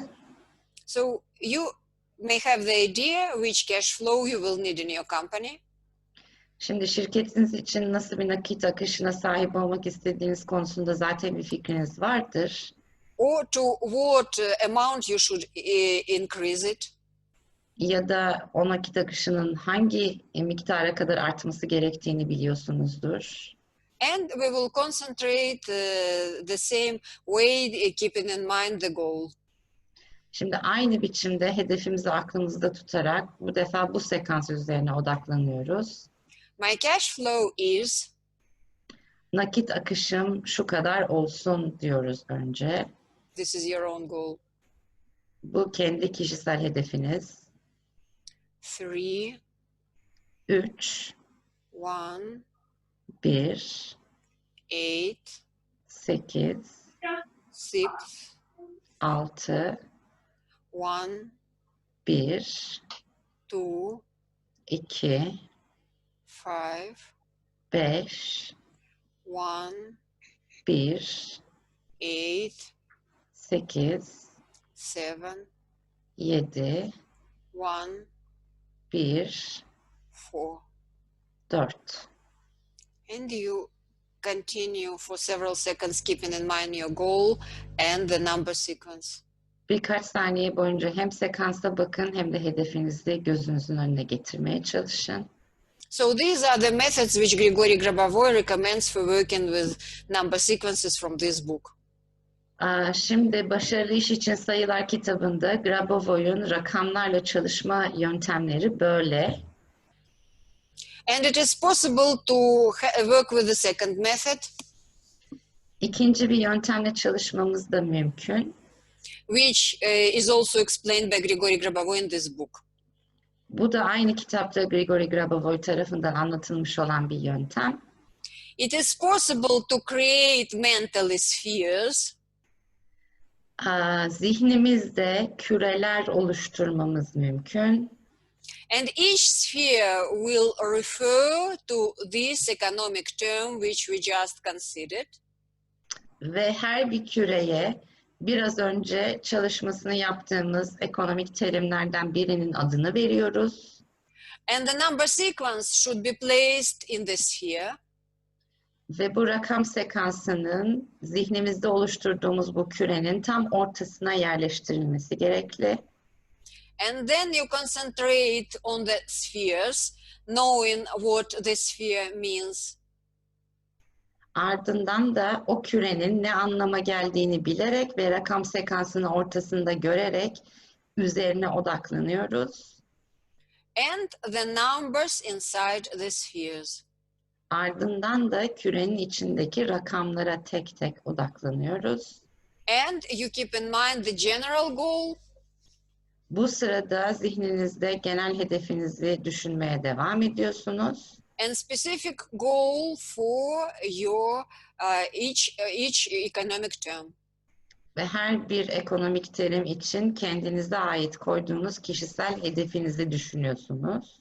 And now please keep in mind your goal, and we will read the term and the numbers in the spheres, and you will concentrate on the whole picture. Şimdi siz her biri için tespit ettiğiniz biraz önceki hedeflerinizi yine düşünün. Biz her bir terimi baştan bu defa kürelerle, sayılarıyla birlikte size okurken siz sadece hedefinize lütfen konsantre olun. And in this case, I will read the whole number without stops. Bu defa bütün rakamı durmadan okuyacağım. Okay, and then I will get in, okay? Okay. So, and you all keep in mind your goal. Income, 5, 8, 9, 3, 1, 7, 3, 1, 8, 6, 1, 4. Şimdi gelir için lütfen hedefinizi aklınızda tutun. 5, 8, 9, 3, 1, 7, 3, 1, 8, 6, 1, 4. Capital 69831421947. Sermaye 6, 9, 8, 3, 1, 4, 2, 1, 9, 4, 7. Company 219948938471471. Şirket 2, 1, 9, 9, 4, 8, 9, 3, 8, 4, 7, 1. Cash flow 31812518714. Nakit akışı 3, 1, 8, 6, 1, 2, 5, 1, 8, 7, 1, 4. And now you concentrate on your goals and keeping in view the whole picture. Şimdi hem hedeflerinize odaklanın hem de bu resmi gözünüzün önünde tutmaya çalışın.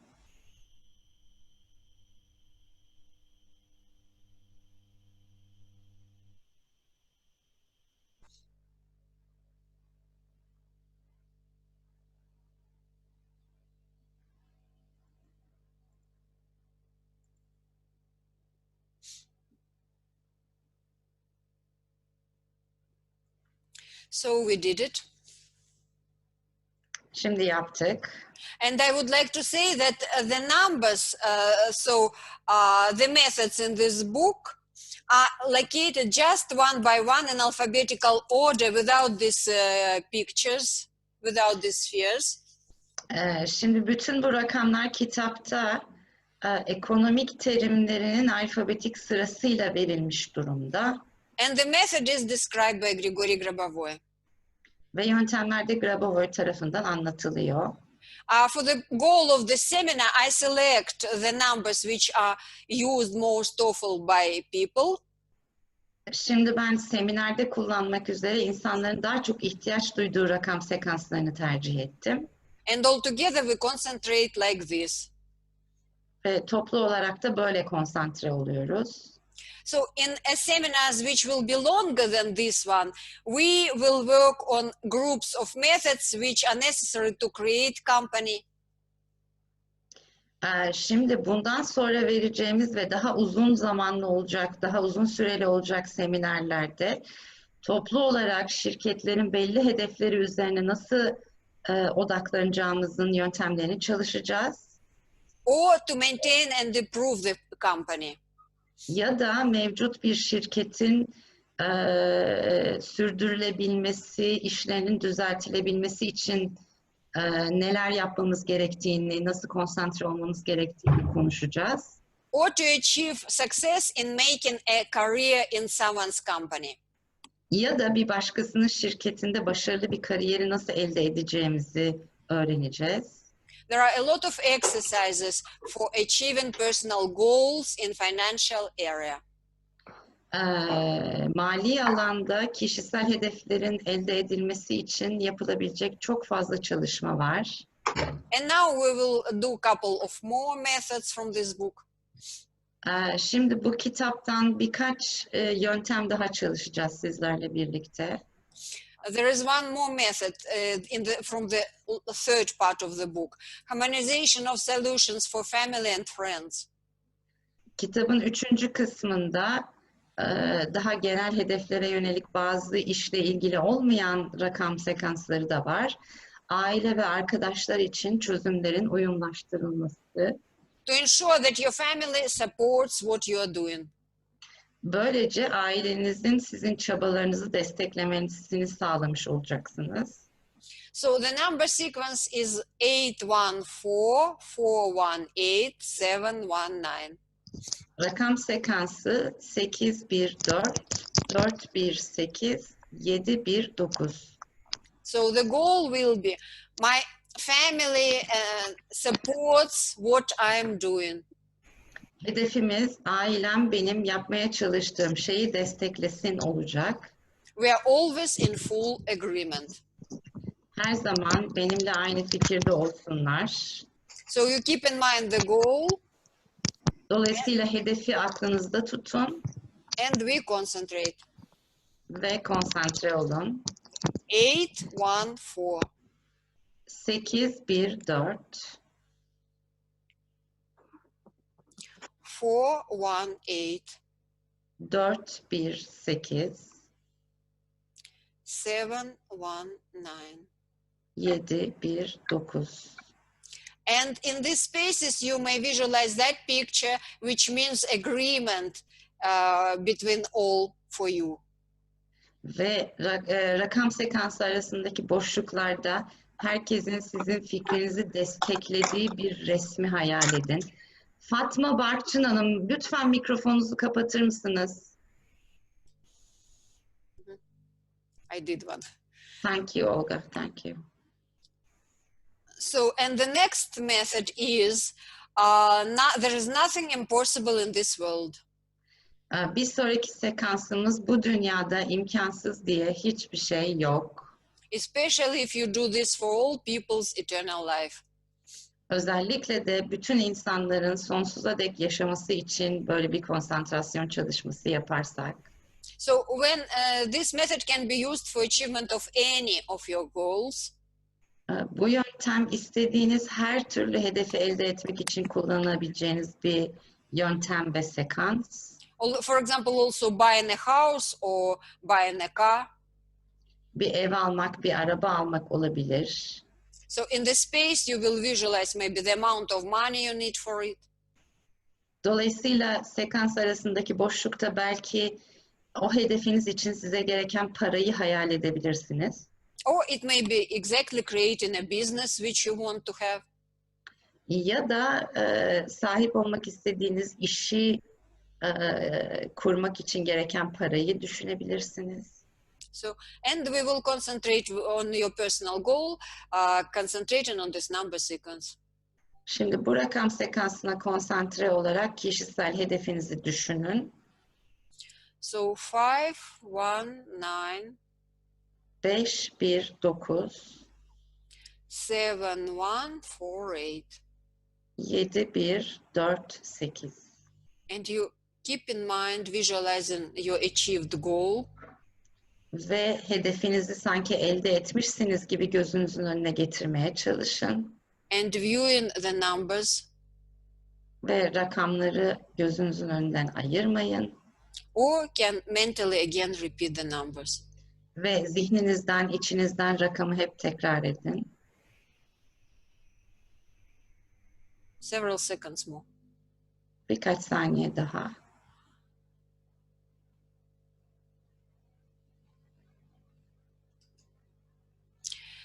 And I would like to tell you about the second book we are going to study soon at the seminar in detail. Ve bir sonraki seminerde detaylarıyla çalışacağımız bir sonraki kitaptan da size azıcık bahsetmek isterim. This book gives a lot of unique methods which are available only in this book. Buradaki yöntemler ve sekanslar sadece bu kitap içinde mevcut. For example, for eternal life, for non-dying. Mesela ölmemek için, sonsuza dek yaşamak için bir sekansımız var. Methods of resurrection. Diriliş için yöntemler adında bir sekansımız var. Method of recovery of the body. Vücudun iyileşmesi için yöntem adında bir sekansımız var. And for example, some specific methods which are necessary for healing your body. Bir de vücudunuzu iyileştirmek için özel bir takım sekanslar var. Now we will concentrate on the method of non-dying. Şimdi ölmeme yöntemi üzerine konsantrasyon çalışması yapacağız. You should keep in mind, for example, as if there is a plant growing somewhere near you. Zihninizde size yakın bir yerde büyümekte olan bir bitkiyi hayal edin. I took this picture from Wikipedia. It is not in the book of Grigori Grabovoi. Ben buradaki resmi Wikipedia'dan aldım. Grabovoi'nin kitabında bu resim yer almıyor. Because for training of our consciousness, Grigori Grabovoi wants us to visualize it ourselves. Her zaman bilincimizi eğitebilmemiz için her şeyi görselleştirmemizi istiyor Grigori Grabovoi. And so when you pronounce the number sequences, you may visualize yourself and this plant. Dolayısıyla sekansları tekrar ederken bu bitkiyi ve kendinizi bir resme bakıyormuş gibi hayal edin. It may not be exactly, but just in your perception, some plant near you. İlle de bu bitki olması gerekmiyor. Yakınınızda bir bitki varsa ona da gerçekten bakarak da şey yapabilirsiniz, çalışabilirsiniz. And we set a goal. I'm living happy eternal life. Sonsuza kadar mutlu olarak yaşıyorum şeklinde bir hedef tespit ediyoruz. And you concentrate on the numbers while seeing how the light from the plant is going on your body. Ve bu bitkiden sizin vücudunuza sanki bir ışık yansıyormuş gibi hayal ederek bu rakam sekansını tekrar ediyoruz. 2, 1, 4, 3, 9, 1, 2, 1, 8. 2, 1, 4, 3, 9, 1, 2, 1, 8. I live happily, I live eternally. Mutlu olarak sonsuza kadar yaşıyorum. And this method helps you to ensure your health and good events. Bu yöntem sizin hem sağlığınızı koruyor hem de başınıza gelecek şeyleri yönetmenizi sağlıyor. It is possible just to read mentally the numbers and keeping in mind the goal. Bazı çalışmalarda sadece bu sayıları içinizden okumak, tekrar tekrar okumak ve hedefinizi aklınızda tutmak da yeterli olabilir. So the goal will be I'm rejuvenating. Mesela hedefiniz gençleşiyorum hedefi And you set the number to which you want to rejuvenate. ve kendinize şu yaşıma dönmek istiyorum diye bir yaş tespit edin. And keeping in mind this goal, we concentrate on the number sequence. Dönmek istediğiniz yaş hedefi aklınızda olarak bu rakam sekansını içinizden tekrar edin. My body is rejuvenating until the age of. Vücudum diyelim 21 yaşında olduğu haline kadar gençleşecek hedefini koyuyoruz. 3, 4, 1, 8, 9, 7, 4, 9, 8, 6, 7, 1. Ardından da rakam sekansını içimizden tekrar ediyoruz. 3, 4, 1, 8, 9, 7, 4, 9, 8, 6, 7, 1. And now everyone concentrates on this number sequence, keeping in mind the goal. Şimdi herkes hedefini aklında tutarak bu sekans üzerine odaklansın lütfen.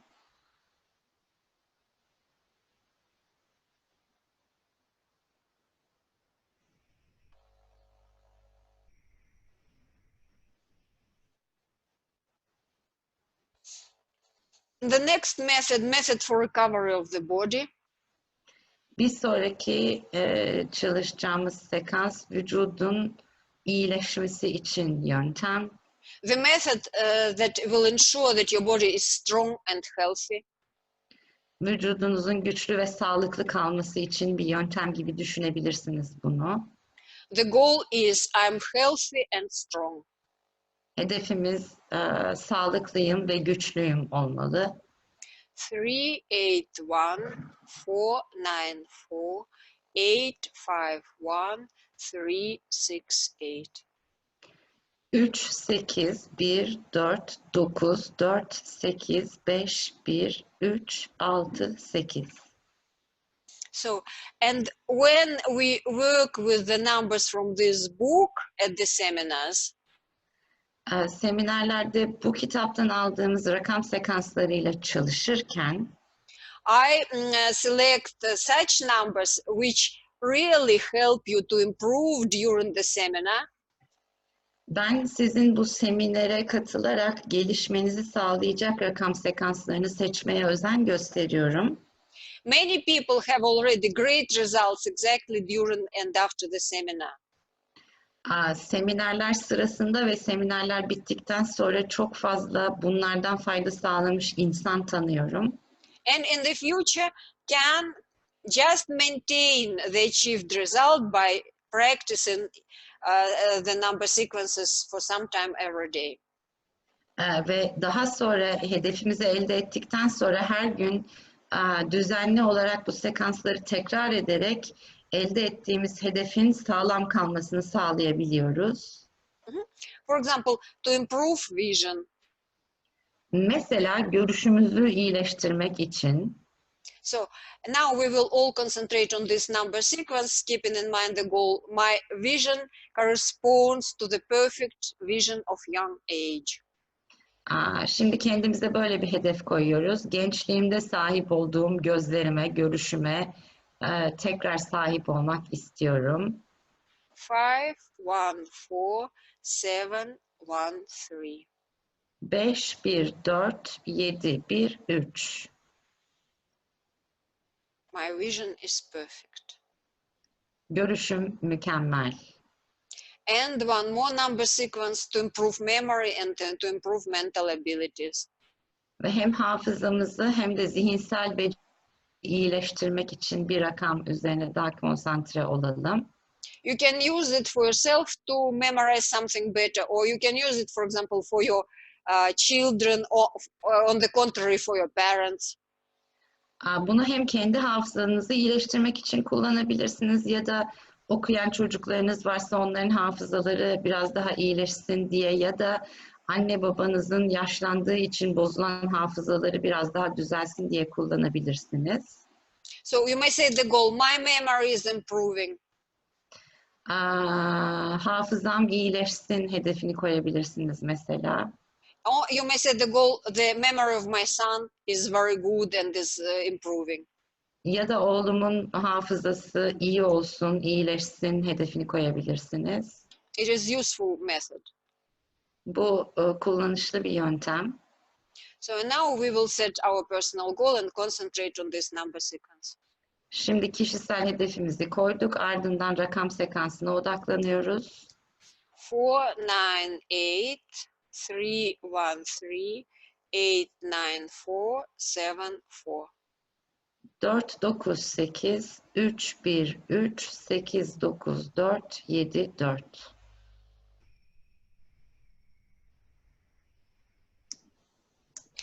And one more thing, why these methods work very well. Bu yöntemlerin neden bu kadar iyi çalıştığını bir başka biçimde daha anlatmak isterim size. Because first of all, these are number sequences which correspond to some plants. Çünkü bunlar her biri bir bitkiye denk düşecek şekilde düzenlenmiş rakam sekansları. And for some useful effect which can be achieved from this plant. Ve bu bitkiden elde edilebilen bazı işimize yarayan etkiler üzerine odaklanıyor sekanslar. And Grigori Grabovoi says that since people know that plants are useful for healing, for example. Ve Grabovoi'nin söylediğine göre hepimiz bitkilerin iyileşmek için iyi olduğunu, işe yaradığını bildiğimizden This knowledge of collective consciousness helps to achieve the goals faster. kolektif bilince ait bu enerjinin hedeflerimizi daha çabuk elde etmemizi sağladığını belirtiyor. And one more example. Bir örnek daha vereyim. Numbers related to tea plant. Çay bitkisine ait rakamlar mesela bunlar. For example, number sequence for improvement of digestion. Mesela sindirimi iyileştirmek için bir rakam sekansımız var. To normalize body temperature. Vücut ısısını normal haline getirmek için bir rakam sekansımız var. To normalize weight. Ağırlığımızı normal hale getirmek için var. So my favorite number which I use regularly to reduce my weight. Şimdi ben kilo vermek için en çok kullandığım benim favori rakam sekansım bu. and other very useful numbers. Ve diğerleri de son derece kullanışlı, işe yarayan rakamlar. For example, to neutralize poisons, if, for example, you know that the environment is not very good or the food is not very good. Mesela bir yerde yediğiniz yemeğin iyi olmadığını biliyorsanız ya da şüpheleniyorsanız ya da çevreden bir şüpheniz varsa zehirleri etkisiz hale getirmek için bir sekans var. So we will concentrate, since our time is limited, we will concentrate on some of them. And then after the seminar, we will give you the recording of the presentation and you will be able to use as we do it now. Şimdi zamanımız kısıtlı olduğu için biz sadece birkaç tanesi üzerine konsantrasyon çalışması yapacağız. Ama ardından kaydı size göndereceğimiz için siz her biri üzerinde ayrı ayrı çalışabilirsiniz. And at the future seminar, we will select special complexes that will really help you to rejuvenate and restore your body during the seminar.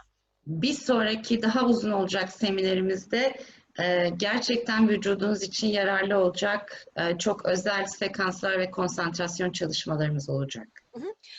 The book consists of 3 volumes. Sözünü ettiğim kitap 3 ciltten oluşuyor. But I will select for the seminar what is the most necessary to maintain our body healthy, strong, and even achieve rejuvenation. Ama ben gelecek seminerimiz için bizim için en faydalı olacak, en hayati, en gerekli kısımlarını kitaptan alacağım sizler için. And now we will concentrate on the number sequence to normalize weight. Şimdi ağırlığımızı normal hale getirmek için var olan sekansımıza odaklanacağız. For those who is satisfied with the weight, for prophylaxis, to have all the best weight that we consider is the best for us. Şimdi eğer kendi kilonuzdan memnun değilseniz ya da sadece profilaktik amaçlarla da bunu yapabilirsiniz konsantrasyon çalışmasında. So my body weight is, mesela benim vücut ağırlığım şu kadar kilogram olsun gibi bir hedef koyuyoruz. then 4, 9, 5, 1, 4, 9, 5, 1. and here you see yourself in that shape which you want. Ve aradaki bu boşlukta kendinizi o kiloda olmanızı istediğiniz bir resime bakıyormuş gibi hayal edin. 4, 9, 8. 4, 9, 8.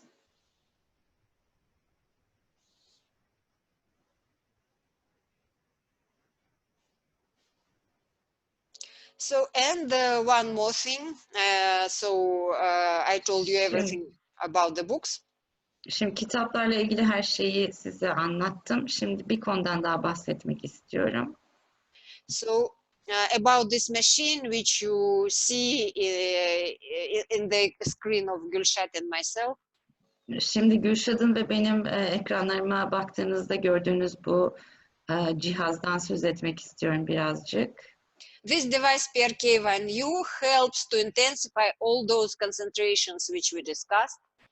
Resmini gördüğünüz bu PRK1U cihazı yaptığımız bütün konsantrasyon çalışmalarının yoğunlaşmasına yardımcı oluyor. And achieve our goals much faster. Ve hedeflerimizi çok daha kısa sürede ulaşmamızı sağlıyor. And a lot of people now all over the world report about great results they are achieving. Ve bugün dünya çapında birçok ülkeden bu cihazı kullanarak elde ettikleri iyi sonuçları bize aktaran insanlar var. Due to using these methods which we discussed now, with the help of this device. Hem biraz önce öğrendiğimiz yöntemleri kullanıp bunları cihazla birleştirerek bir sürü iyi sonuca ulaşmış insan var. This device is based on the patents and discovery of Grigori Grabovoi. Cihaz Grigori Grabovoi'un patentleri ve buluşları temel alınarak hazırlanmış bir cihaz. And so there are such reports about the achievements. Bir sürü cihazı kullanarak elde edilen bir sürü iyi sonuç var. People recover from serious illnesses.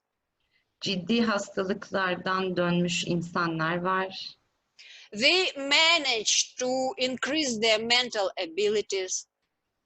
Zihinsel yeteneklerini çok iyi seviyelere kadar yükseltmiş insanlar var. They manage to achieve great success in business. İşlerinde büyük başarılar elde etmiş insanlar var. They become more confident and manage to find quickly better decisions.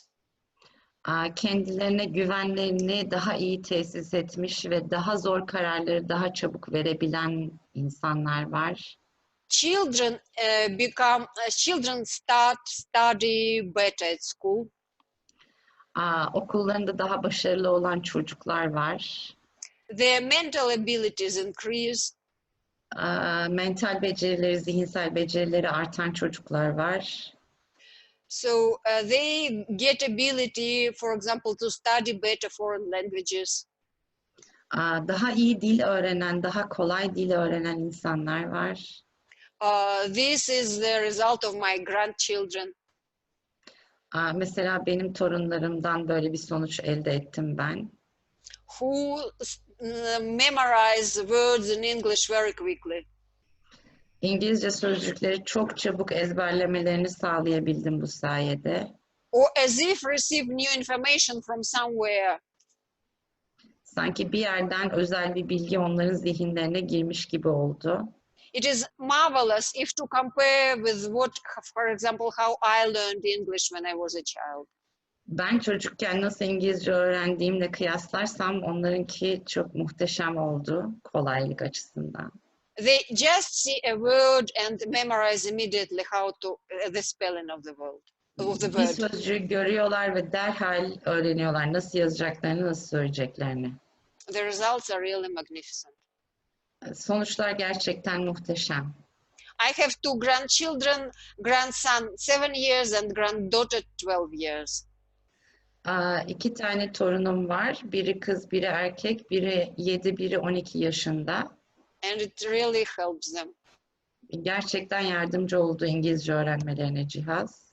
As well as other children in families who use the device. Cihazı kullanan başka ailelerin çocuklarını da biliyorum. So Yani iyi sonuçlar aldıklarını biliyorum. and if you want to learn more how to get the device, you may apply to Gülşat. Cihazı edinebilmeniz için, satın alabilmeniz için ne yapmanız gerektiğini Gülşat Hanım'dan öğrenebilirsiniz. She will explain to you. Nasıl olacağını size anlatacaktır. And now we will do concentration on the device. Şimdi cihaz üzerinde bir online bağlanarak konsantrasyon çalışması yapacağız. On that device which is under the camera in the office of Grigori Grabovoi.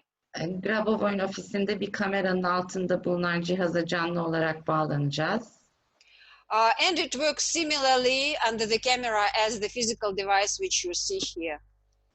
Arkamda gördüğünüz fiziksel cihaz gibi online bağlantıda aynı işe yarıyor. Here on the device you can see the lenses. Burada cihaz üzerinde 3 tane lens göreceksiniz. And we will start concentrating on the device starting from this small lens below. En alttaki en küçük lense odaklanarak cihaz üzerinde çalışmaya başlıyoruz. So and now I will read. For operation of PRK1U, a person concentrates the radiation created by thought on the lenses that are on the top surface of the device. PRK1U cihazının çalıştırılması için kişinin önce düşünce yoluyla yaratmış olduğu, yaydığı ışığı cihaz yüzeyinde bulunan lensler üzerine odaklaması gerekir. The thought contains the purpose of concentration. Düşünce konsantre olma amacını taşır. For example, the goal of concentration is rejuvenation. Örnek olarak konsantrasyon çalışması yapma sebebim gençleşmek diyebiliriz mesela. Or you may say the goal to achieve something in your business or to buy something. Ya da işinizde bir başarı elde etmek ya da bir şey satın almak gibi bir hedefiniz de olabilir. So, and the goal first, you will think on this lens about your goal, keeping in mind, looking at this small lens. Şimdi önce en küçük zihinsel olarak içinizden tekrar ediyorsunuz. I am buying a car, for example. Diyelim bir araba almak istiyorum. And then you start circulating your eye around the lenses counterclockwise. Ardından lenslerin üzerinde gözlerinizi saat yönünün tersinde sürekli halkalar çiziyorsunuz. So, and after doing several circles, Böyle birçok daire çizdikten sonra you keep in view three lenses, and as if behind the device, visualize how your goal is fulfilled. ardından bu daireleri çizerken bir taraftan da sanki cihazın arkasında koyduğunuz hedefi görmeye çalışın. Hedefi elde etmişsiniz gibi görmeye çalışın. And you will be doing this for 8 minutes, 8 dakika boyunca bunu yapacaksınız. concentrating on the three lenses and building the picture of the event you want to achieve. 3 lens üzerine konsantre oluyorsunuz ve gelecekte başınıza gelmesini istediğiniz şeyi inşa etmeye başlıyorsunuz. So, and now I will turn on the device online. Şimdi online cihaza bağlantı sağlayacağım. Which is in the office of Grigori Grabovoi. Bu cihaz Grabovoi'nin ofisinde.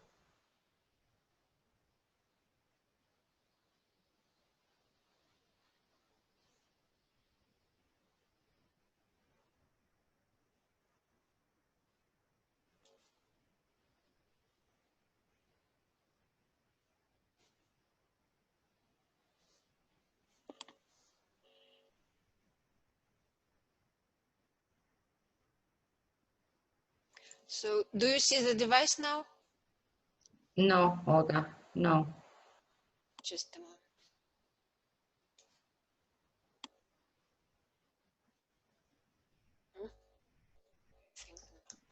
Yes, now?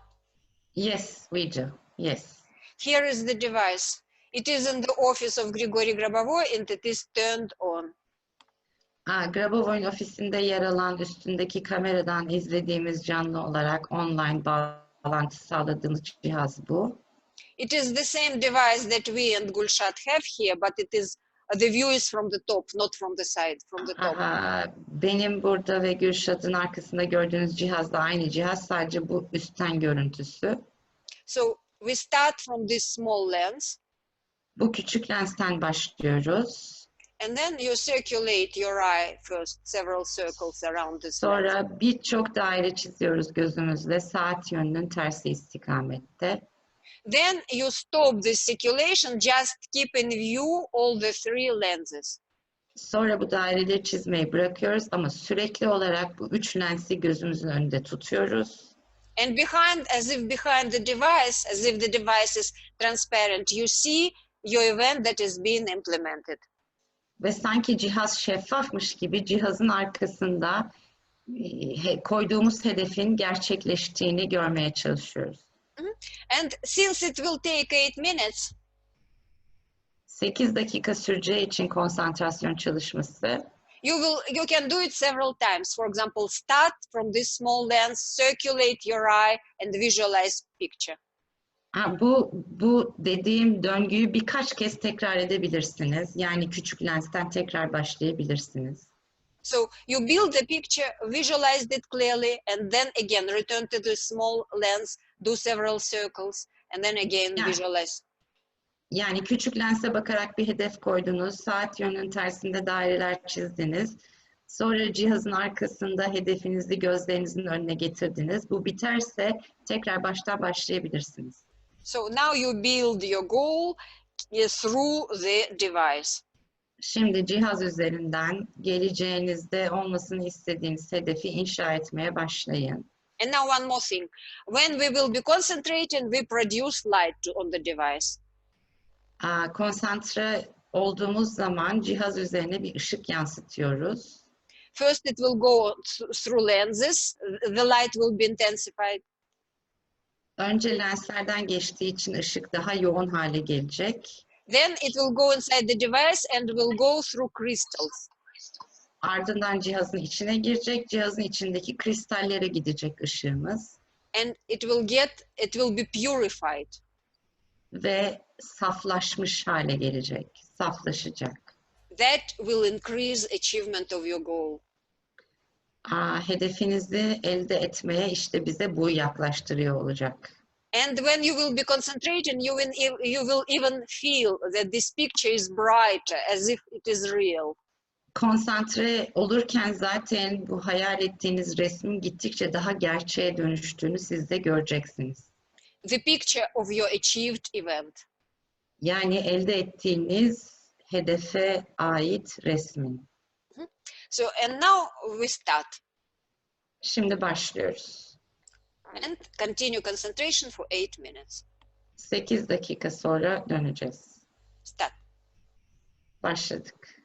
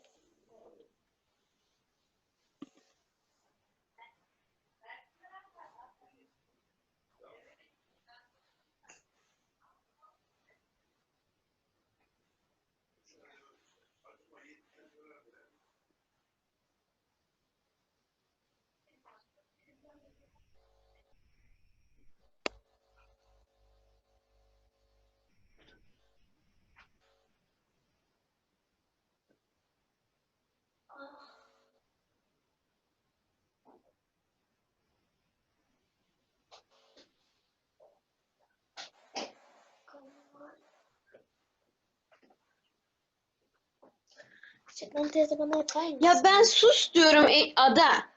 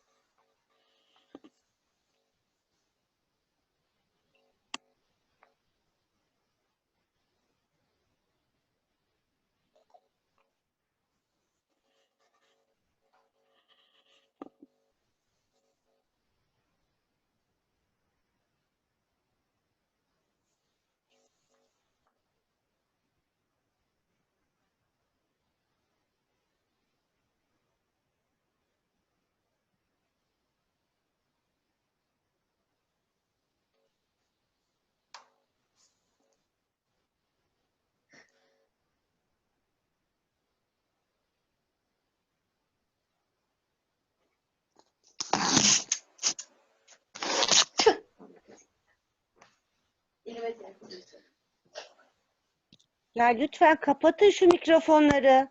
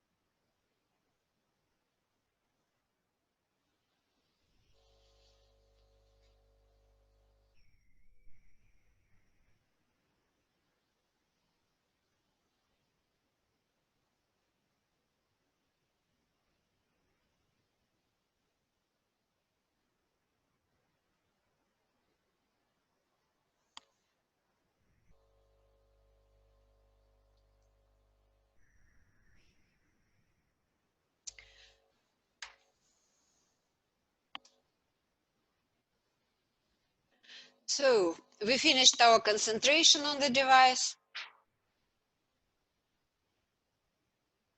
Hello? I'm back, Olga. Thank you. Şimdi 8 dakikalık konsantrasyon çalışmamız bitti. And we have come to the end of our seminar. Seminerimizin de sonuna geldik. At our future seminars devoted to business and plants, we will also have concentrations on the device. Hem iş sayıları hem de bitkiler üzerine bir sonraki seminerimizde de böyle buna benzer çalışmalar yapacağız. And on those future seminars, we will build plan for your personal prosperity. Ve kişisel refahımız için bir takım çalışmalar yapacağız. And we'll create a plan for your improvement of your health. Ve sağlığımızın iyileşmesi için bitki sayılarıyla çalışmalar yapacağız. and will carry out significant work for your rejuvenation and health improvement, exactly the seminar. Hem gençleşme hem de sağlık ve sağlığımızı koruma alanında çalışmalar yapacağız. And now I would like to thank you for your attention. Bize gösterdiğiniz ilgiye teşekkür ederiz. Thank you, Gülşat, for organizing the seminar. Gülşat, sana da bu semineri organize ettiğin için çok teşekkür ederim. And Özge, thank you very much for your translation. You're welcome. You're welcome, Olga. You're welcome. So, see you at the following seminars. Önümüzdeki hafta seminerimizde hepinizi görmek istiyoruz. Teşekkür ederiz. Thank you very much. İyi günler. Teşekkür ederiz. See you. Bye. Hoşça kalın.